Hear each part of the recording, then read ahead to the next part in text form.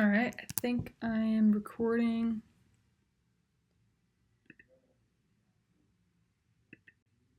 There we go. All right. Plyometrics, a little presentation overview here. The 4 different topics that we're going to go over, I kind of split it up in what, why, when, and how. So for the what portion, we're going to talk about what are plyometrics and how do they work, why do we program them, and what are the benefits. Then we'll talk about when you should use plyometrics, and lastly, we'll talk about how to program them based on the time of year. So, plyometrics by definition are an exercise involving repeated rapid stretching and contracting of muscles, as by jumping and rebounding, to increase our muscular power. And in its purest form, a plyometric makes use of a body's natural response to the rapid lengthening of a muscle, which happens through the stretch shortening cycle. So I have a picture of a spring here, kind of a little visual of how the stretch shortening cycle works. So the spring shortens, that's when the muscle is lengthening, and the eccentric portion of the stretch shortening cycle is going to generate power that is then going to be transferred to the concentric portion. And we'll kind of talk about the 3 different phases on the next slide, but that's just a little visual, kind of how it works.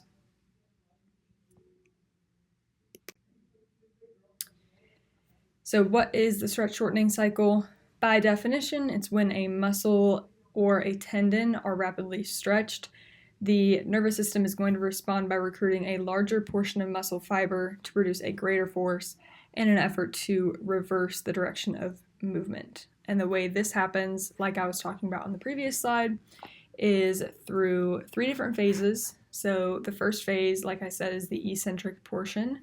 So it's going to be the lengthening of a muscle. And on the next slide, I'll show you a visual of what this actually looks like when an athlete is performing a jump. So that's when the athlete is moving downward in their portion of the jump or the lengthening. The second phase is called the amortization phase or the transition phase. So this is when the energy is stored from the eccentric portion, and this is something that we'll get into on the next slide as well, but the amount of energy stored and able to be transferred is dependent on the length of this phase.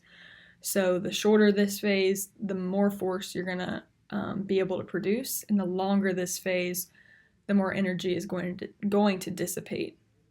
Again, we'll get into this, an example of this in a couple slides. And then the last phase, the concentric portion of the jump, is when the muscle or tendon is shortening. So it's just the reverse of the eccentric. This is where the energy from the amortization phase is going to be transferred to. In a real-time jump, it looks like the upward portion of the jump, and this is when the force from these first 2 phases is going to actually come to fruition. Jumping on the force plates, here we go. So counter movement jump, this is what you see a lot of our athletes do. That's what I'm talking about here in this example. So it's one fluid movement. Athlete snaps the arms down and immediately back up to perform the vertical jump. In our case, the athlete has the arms, hands on the hips, so they're not using their arms. But same idea here. It's one fluid movement. There's no pause in the middle. And they're going to perform that vertical jump that way. So this is adding on a neurophysiological component of the muscle spindle activation. So it's not just the active muscle contribution here. We're actually adding a neurophysiological component as well. And this is going to utilize the stretch shortening cycle by storing the energy from the eccentric portion of the jump and transferring it to the concentric portion.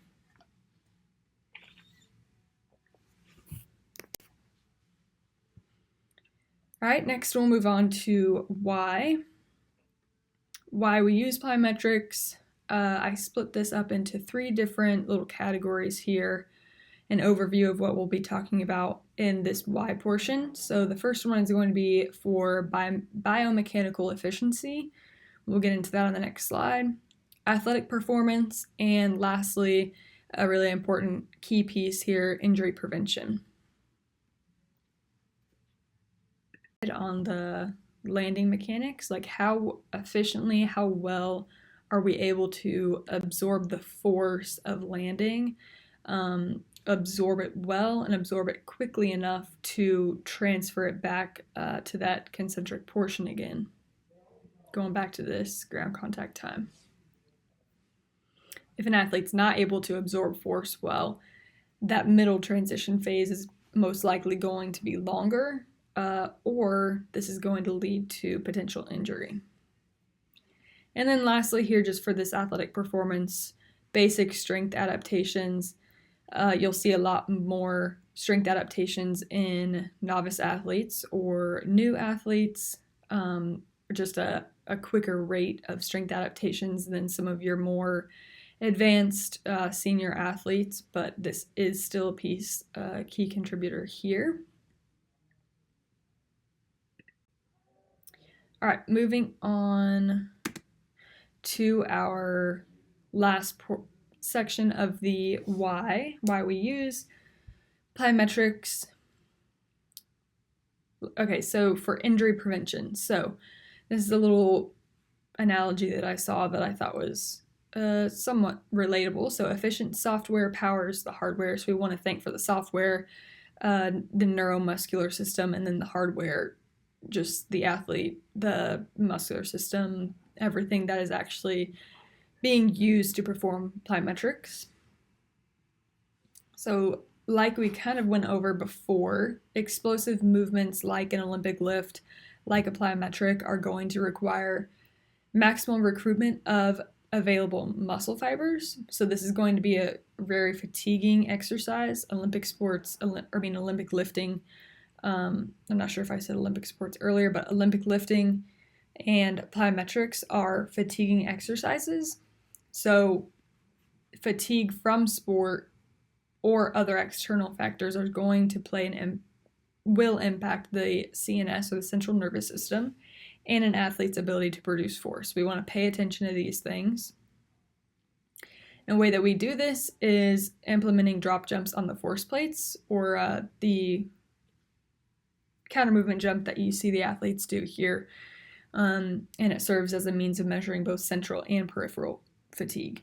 So this is something that Michael and his team are tracking on the force plates week to week, seeing if an athlete has any imbalances, seeing if they are down compared to where they started, or if there's any significant drop-offs or differences that a coach may need to pay attention to and make adjustments based on.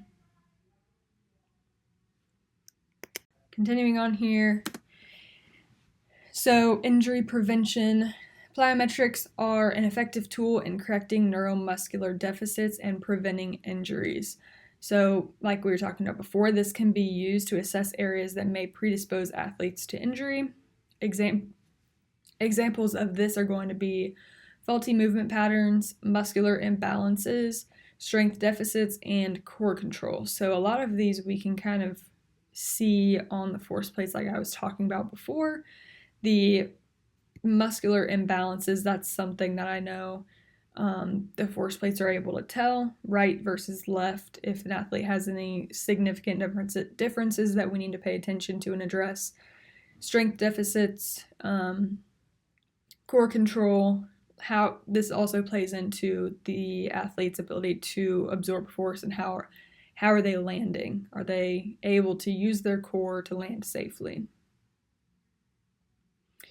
And then again, with the faulty movement patterns, we want to really recognize these, and this is something we'll get into later, but in the early off season, we really want to build a foundation of good mechanics. So if we see any faulty movement patterns, this is the time when we can address that and hopefully correct those early on.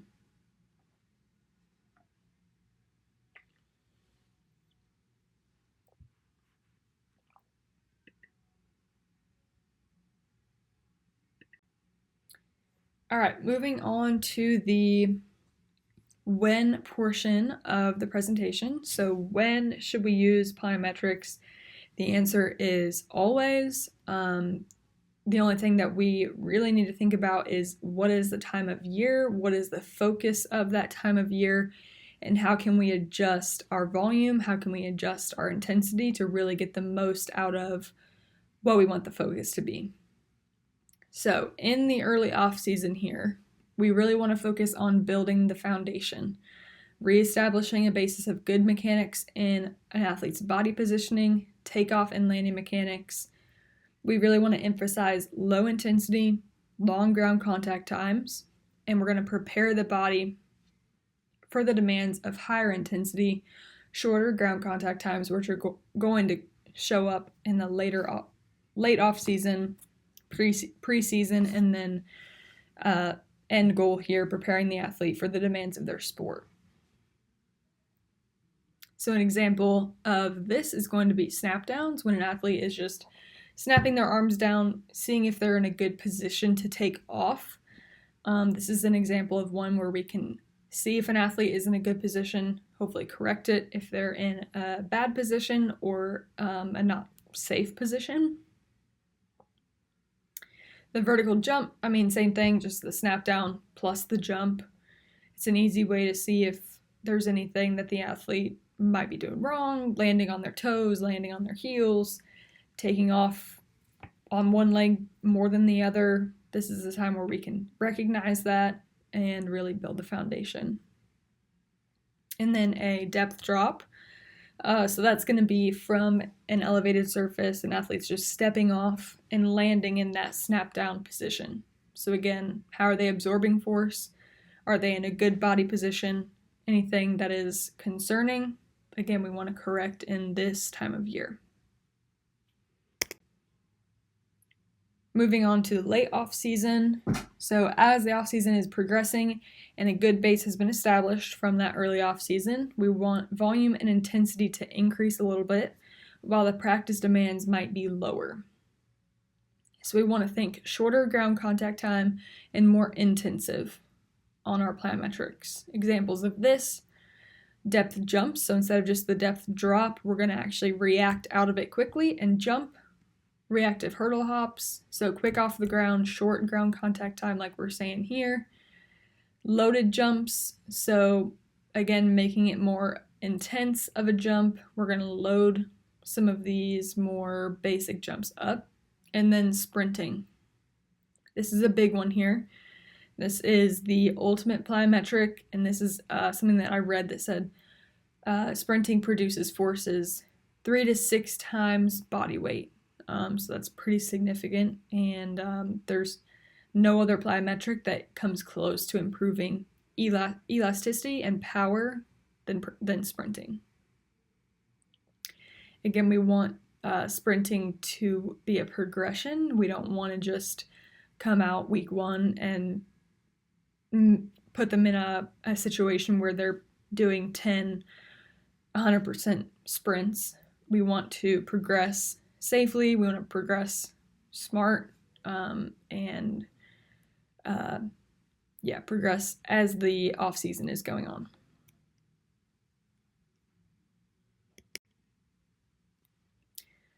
Next, moving on to preseason. So this is when the athlete is going to be prepared for their specific demands of their sport. So we want to ask ourselves, do they need more multi-directional? Do they need single or double leg? All sports are probably going to need both of these things, but we really want to look at, one, our needs analysis, and two, asking ourselves what our end goal is and what we want the focus to be for each block. So a little key here, we want to think high intensity, intensive plyometrics, shorter ground contact times. Volume should be low, as the practice demands here during preseason are going to be the greatest. So we can still keep our intensity high, but our volume is going to stay low. Examples here are going to be hurdle jumps, single leg hurdle hops, and bounds. So these are all very intensive plyometrics, but ones that you can keep the volume low on.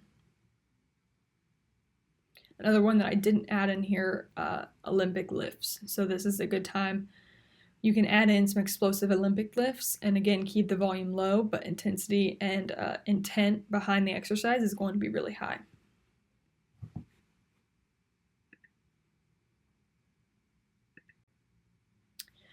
All right, moving on to in season. So this is kind of the time of year when they're going to be getting a lot of the plyometrics or what you might want them to do in your sessions from their sport. So a better way of saying that is the bucket is going to be filled already from practices and games. So you have to be strategic about how you're adding in plyometrics.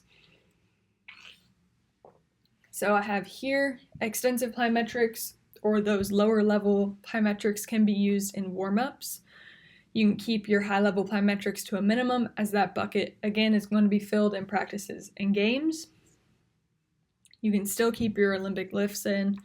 You can still keep some different box jumps or hurdle jumps in your program, but we do want to think about how much over a week span, how many jumps are they getting in a day, how many are they getting total in a week, and really try and keep that volume to a minimum.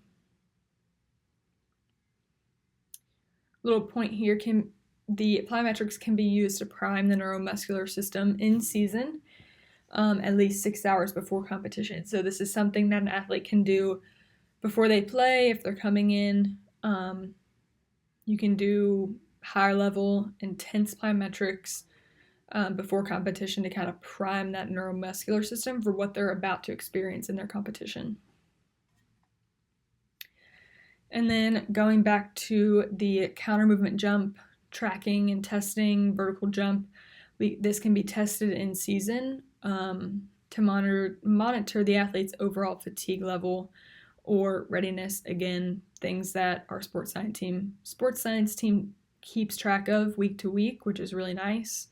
If it's not the vertical jump or the counter movement jump, think of what is a good test that you want to track throughout your in-season time of year to track their overall fatigue level or their readiness.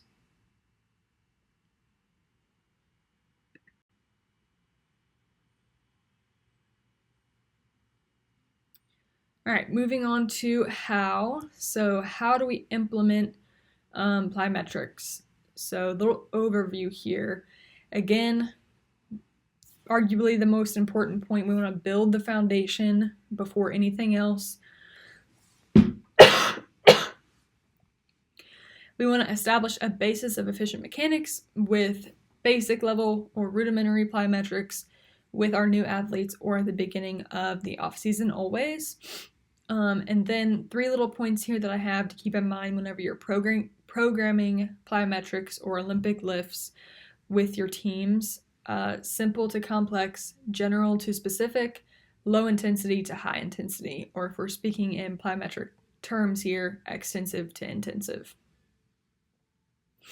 And a little example of how this would actually play out in a real program. So weeks 1 and 2, say you have pogo hops in your warm-up or in like a warm-up circuit of your lift, pogo hops, and then weeks 3 and 4, progressing this intensity, and we're going to go pogo hops for height. It's a very, very basic example.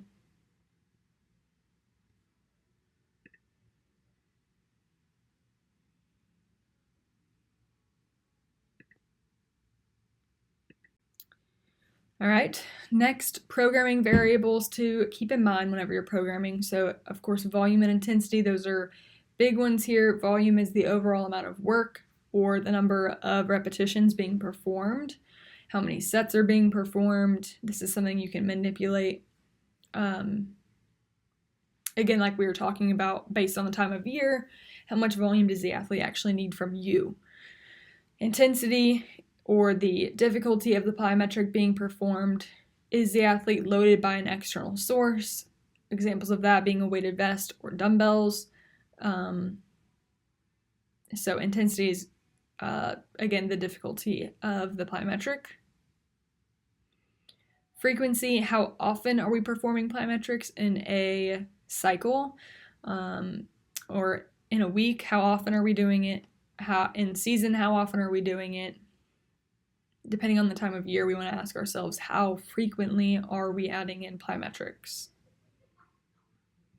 And then lastly, rest. What is the designated rest time between sets and reps? If the plyometrics are more extensive, that rest doesn't need to be as much. Excuse me. The more intensive the plyometric becomes, the more rest the athlete's going to need between sets and reps.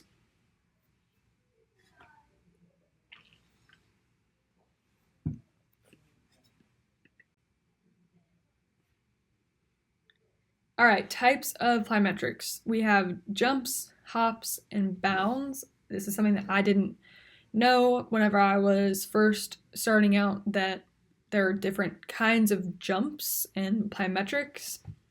I thought everything where an athlete was taking off and leaving the ground and coming back down was just a jump.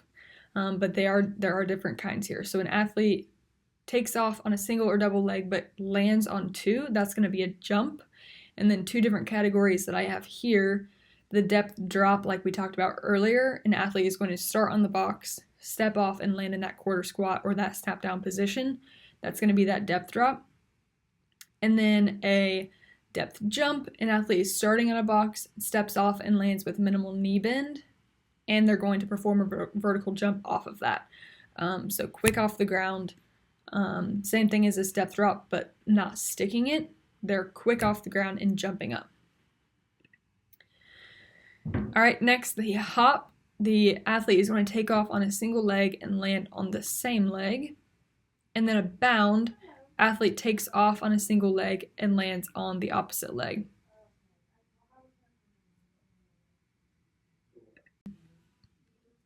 But the depth jump is stepping off the box, quick off the ground, and jumping, performing a vertical jump, which is this picture here.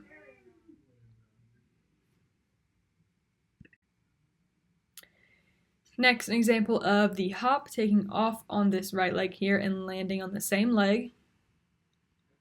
This doesn't have to be over hurdles or anything. This can be just reactive, quick off the ground. Doesn't have to be over hurdles, but this is just an example of what that might look like.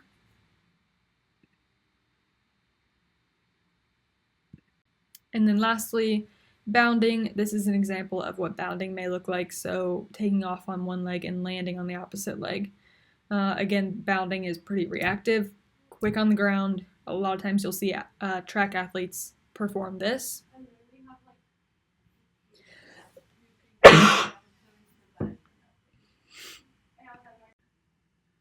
So here we have a off-season weekly sample. The sample for some reason got cut off down here, but this says off-season weekly sample. This is an early off-season example, and this is a late off-season example. So we'll kind of go over this. The early off-season example, in our warm-up, we're going to have extensive pogos, so longer ground contact time, less intense, lots of rest, and then they're going to have their sport practice. Keeping it very basic here, just teaching mechanics, getting the athlete moving in that range of motion before we ramp up the intensity.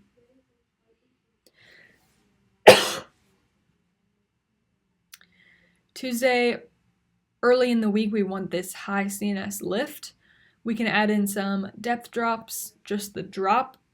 Again, landing in that safe position, correcting any landing mechanics that we need to, and then 2 to 3 sets, 3 to 5 reps. This is just an example of keeping that overall volume low. Wednesday, let's say we have an off day.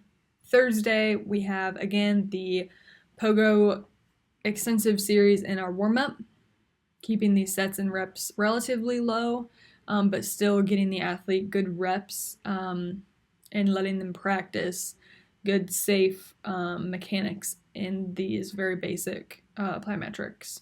And then, of course, they have their sport practice here. Friday, we can end with another higher CNS lift. So again, with these higher CNS lifts, that's most likely going to include some sort of jump. or some sort of Olympic lift, something explosive, some sort of triple extension, something that's going to fatigue the central nervous system. So a lot of times they're going to get some of this plyometric work in their lift. And then we can add in moderate height hurdle jumps.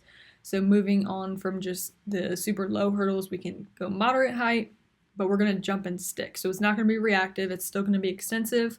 Longer ground contact times. We're going to stick in between the hurdles. And then 2 to 3 sets, 3 to 5 reps. Again, keeping the volume lower here. And then Saturday, Sunday, we're going to be off. Here is a weekly sample of a late off season. So a lot of it's still the same. Later in the off season, we want to work in different planes of motion. So instead of just going straight ahead, maybe an athlete can work in the sagittal plane, so working side to side. Or if you've seen Victor with his golf squad, they do a 90-degree jump onto the box. So that's going to be working in that different plane of motion here. Tuesday, early in the week, high CNS lift and depth drops again. Wednesday's going to be off. Still keeping those pogo series in the warm-up and their sport practice. Friday, again, the high CNS lift, moderate height hurdle jumps, jumping and sticking between each, and we're going to be off here. Moving on to the preseason weekly sample. So Monday, we're going to have this high CNS lift. Different Olympic variations or loaded jumps in this lift. So again, thinking preseason, we're priming the athlete for what they're going to experience in season here. So we can load these jumps.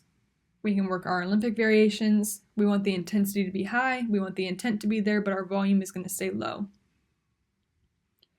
Tuesday, coming back down a little bit, lower CNS lift, reactive low hurdle hops or jumps, so quick off the ground, short ground contact time, intensive plyometrics. We can work single leg in here because this is going to be preparing the athlete for their in-season demands. Single leg, and again, working in different planes of motion. If that's the sagittal plane, something the athlete needs for their sport or didn't get in that off-season cycle. Thursday, higher CNS lift again, Olympic variations or loaded jumps. And then Friday, a lower CNS lift, and you can add in some bounds, jumps, again, single leg emphasis and a multi-plane emphasis. So working in those different planes of motion, trying to get the athlete moving in more than just that frontal plane.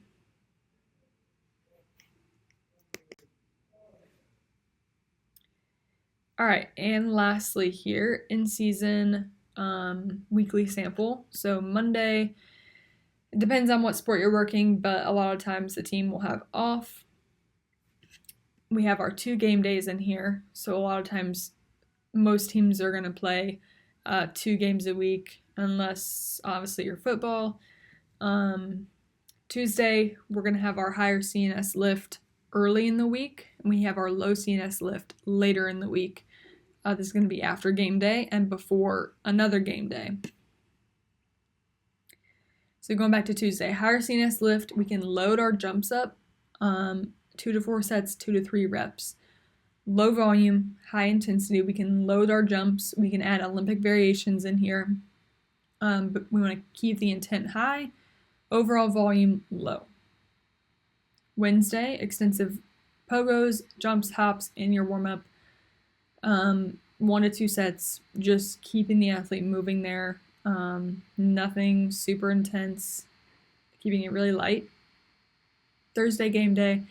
Friday, we have our lower CNS lift, single leg emphasis. So we want to still emphasize our single leg. Again, with this lower CNS lift, we can add in a little bit more intensity with our plyometrics, keeping our volume low, intensity high. And then Saturday, say it's some sort of pre-game prep or a game day prep or something, they might have a lighter day or a lighter lift. It might just be like a movement prep, some sort of active recovery. We can still keep our extensive pogos, warm-up jumps, hops in our warm-up. 1 to 2 sets, 10 to 12 reps per set. Overall volume is staying relatively low, but we still want to get these extensive pogos in during season, so this is a good way to add it in. And then Sunday we have our game day. So that is overall how we're going to implement our plyometrics based on the time of year.